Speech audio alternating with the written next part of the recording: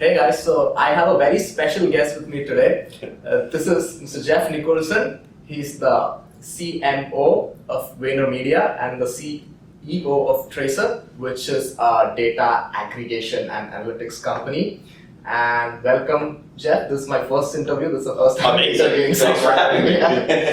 Okay, so Jeff, you are a very interesting person to me, and the reason is that you are the CMO of a media company and the CEO of a tech company, right? Yep. So you kind of operate every day on the intersection of two different fields that kind of go hand in hand. Yep. So I want to ask you how different are these two roles, or how similar are they? Yeah, actually the roles are extremely different. Right. If you think about even managing engineering groups and people of that kind of skill set versus media analysts and some of my senior executives in the media team, very different engagements. What they like, what honestly they look for in work, schedules, just demeanor, everything's very different culturally from the two companies. So that actually was a surprise to me. I thought they'd be more similar.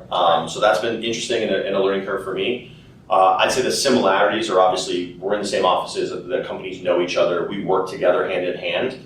So we do have an added benefit of kind of a working relationship. But I'd say the biggest difference was definitely the engineering versus non. And then I'd say the other thing that I really enjoy is just there's completely different size. So one of the groups is over 200 people globally across multiple offices. And as you know, Tracer is 22 people. Everyone sits outside my office, and I get to see everybody as a different dynamic. Yeah, it's very much more intimate and one-on-one because you just can't get that level of kind of intimacy with 225 people. So it's not that I don't want that. It's just it's a very different endeavor. Let's talk a little bit about your journey, because that's also very interesting, right? So I know you started out the lowest level copywriting for a company, and you have managed to you are one of the experts. You're a master of your craft, right? Try me. So I want to ask you, how did you, along your journey, how did you identify and attain the right skills that kind of enables you to walk into any room and become the best at what you do? Yeah, I wouldn't say I'm the best, but I try to be. I think there's a couple pieces to it, and the first is what you just said. I think motivation is number one. You have to understand who you are as a person and what drives you. I'm extremely competitive, probably the most competitive person that you'll ever meet in your entire life, and I want to win at everything. And so when it came to business, the scoreboard was really for me two things: one, making money, and then two, having an understanding of what was going on. And so my natural curiosity and motivation for competition pushes me all the time to ask questions around what's going on. So it's just innate for me. I'd say the second thing is honestly being lucky.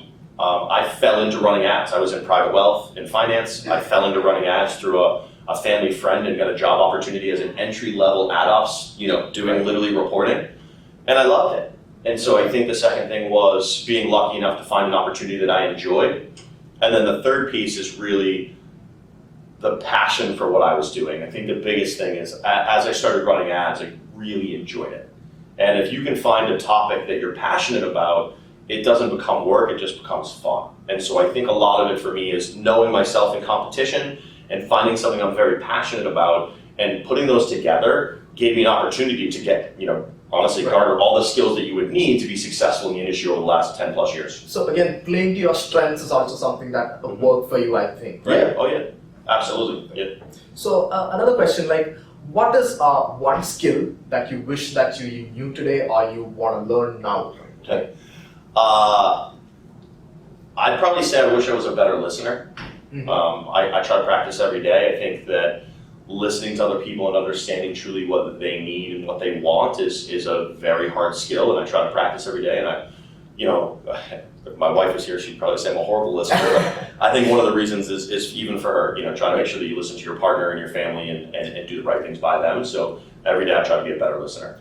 I also love to talk, so. Yeah, like it. So, I just want to get your quick opinion on what you think about the college education today, and maybe how it's maybe. I got this question the other day. You got this? Yeah. So I get this a lot. I'm asking you because most of my audience would be people like me. Yeah, right? yeah. So I think college. Okay, first of all, education is extremely valuable. Right. So whether it's college or high school or education is extremely valuable to everyone. Now, depending on your situation, college might not be the best choice for you. And let me walk you why. Right. If you were to say, hey, I don't have necessarily the means to afford college, and you're going to take hundreds of thousands of dollars of debt, okay, and then go into a job field that you don't get a preferential salary because of your college degree, digging out of that $100,000 debt hole is going to be very difficult. Right. However, if you were to say that you have the means and you have the luxury of going and you can either have a career path, let's say in finance, where you know you're going to make the money back and you feel confident that in order to get the job you want, you have to have that college degree, well, then that's the right choice for you. So I think really evaluating what's the best for you at that time period is very important. Now, I will also state, it's very difficult to know, right? Young people, you're deciding this at 17, 18 years old. Right. So I always also tell people that you have to be very self-aware. You should rely on the family and friends around you for good advice if they're trying to help you, or at least get a feel for what other people might want to recommend for you. And then you have to navigate that choice. But I don't think that it's a guaranteed choice anymore for a lot of people. And I wrote an article on LinkedIn the other day. Google and Facebook have removed the requirement for college degrees. Okay. Well, that is a very big signal to the industry, given that they were two of the most successful, dominant companies on the planet. Right. That is no longer seen as a requirement to get a job at those places. Well, that also shows you that there's other paths that are viable. And so I think the biggest thing around college is understanding that not everyone has to do it, but it's great for some and probably not so great for others. But again, about college, what I think is that you can go back to it, right? Even if you... Yeah, I mean, I've told people, let's say you're young and you're not ready for it, you can wait. There's no college requirement that you have to go immediately from high school. You can do a prep year, you can go to work and then go to college. I think you can also do college part-time. For me, I loved college. It was an opportunity to learn about a lot of things in business that I never got access to. And a time for mature. I needed to grow up as a person. I was very immature as an 18, 19-year-old kid. And so I think everybody has to know that. And, I leaned on my mother a lot for help in making the decision. And pretty much she decided what I was doing and she was right. I needed that opportunity to kind of get my legs under myself and figure out who I was and also get an opportunity to learn things that I never had seen before. Nice. Okay. So next I want to talk about building a company, because that's what you do. Right? It's your. So let's talk about building a profitable company, right? I know profits are all about giving disproportionate value, something that I learned from you. So my question is, I know this is huge, but I just want to know your initial thoughts on it. When you have an idea, this process from going from idea to a profitable company, right? How would you describe that, or how would you approach that? Yeah. That was huge, yeah. I'm probably a little different than most people. I think a lot of people in the industry raise money and view these things different. I always planned businesses by always making money immediately. So if you're going to have an idea or a company or a structure, my whole premise was always well, if I'm going to set that up, it should immediately make money. Okay. And so very rarely did I ever run a company that was not funded by its own profits. I've never raised money to build businesses. So Tracer, for example, was built on, as a separate group on our own profits and has never raised money. We just continue to reinvest in what we build. Okay. And so I think for me, it's always about the mentality that it's not okay not to make money. Okay.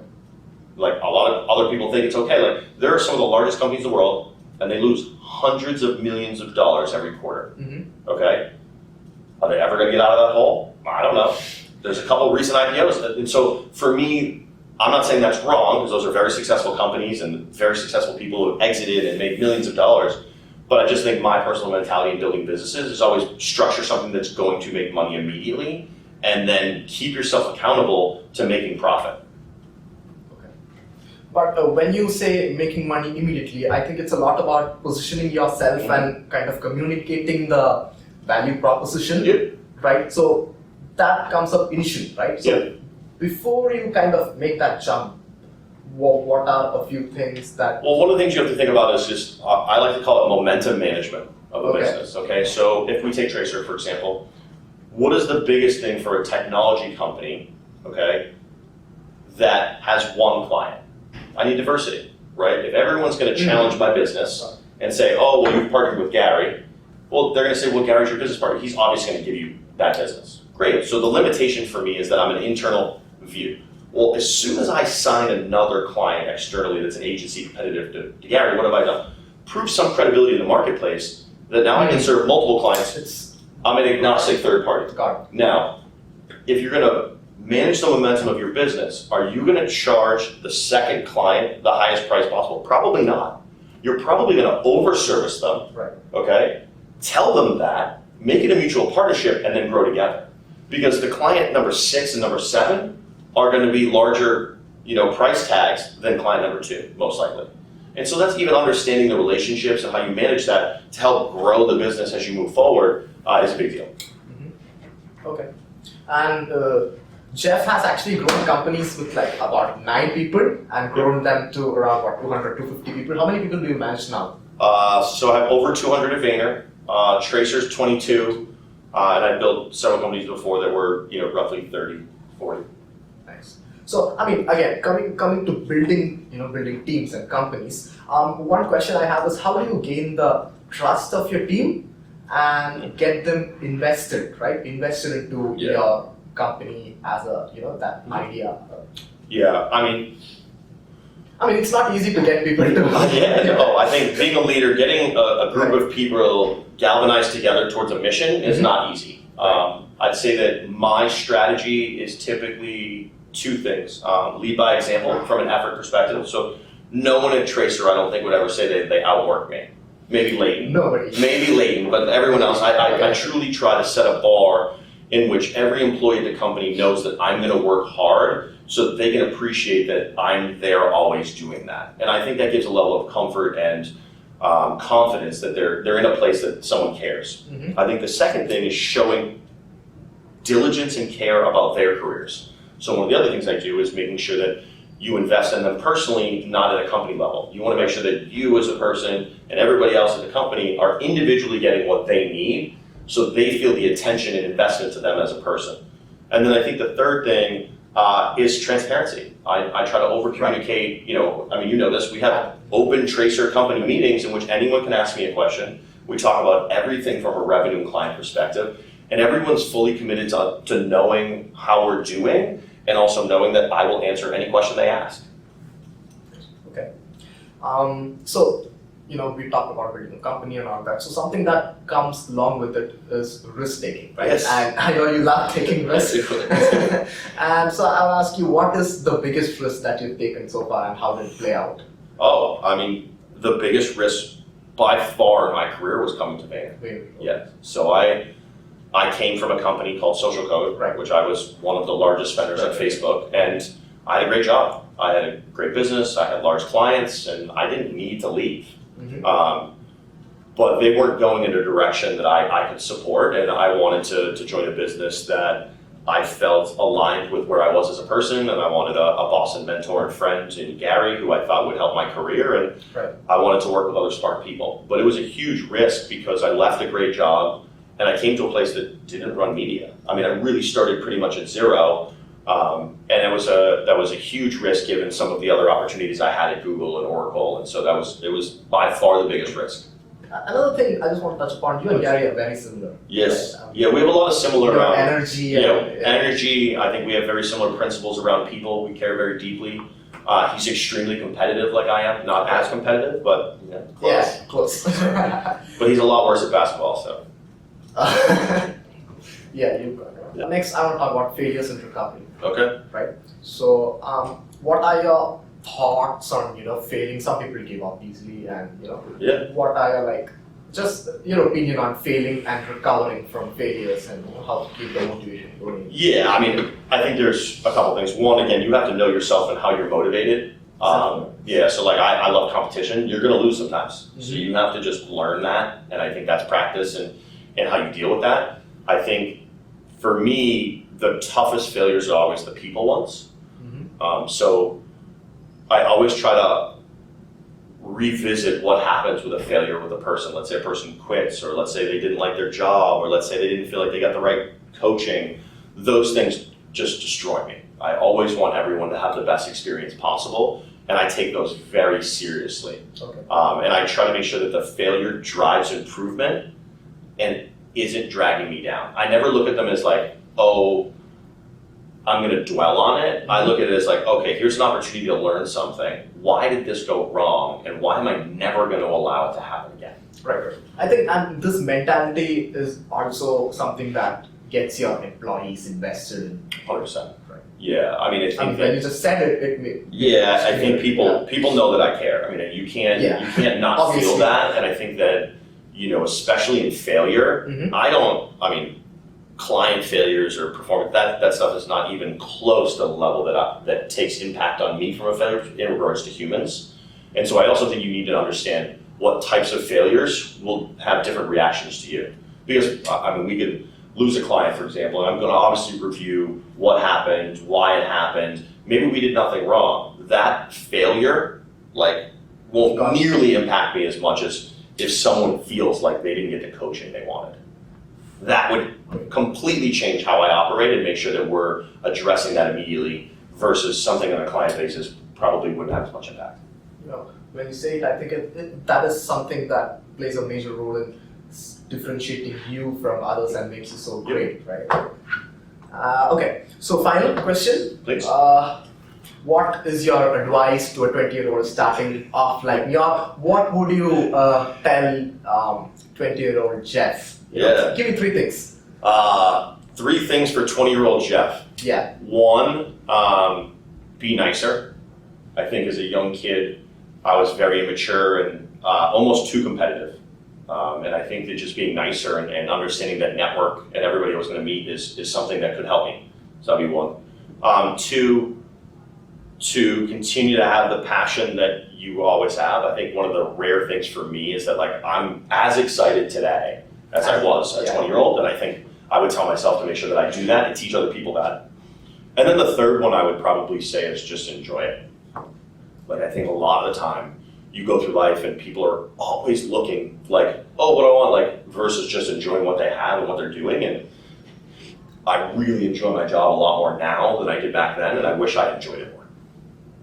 I was so worried about being successful or doing the right thing, and as opposed to I wish I was more obsessed with just learning and having fun.